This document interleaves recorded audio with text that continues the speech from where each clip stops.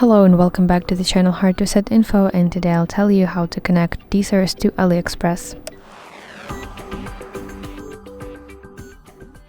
So the first step will be going to DSers website and creating free account. Then go to DSers dashboard and look for the AliExpress integration or connect AliExpress option.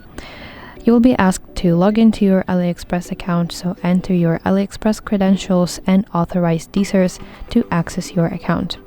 After authorization, DSers will be linked to your AliExpress account, and then you can browse AliExpress, import products into DSers, and manage orders automatically.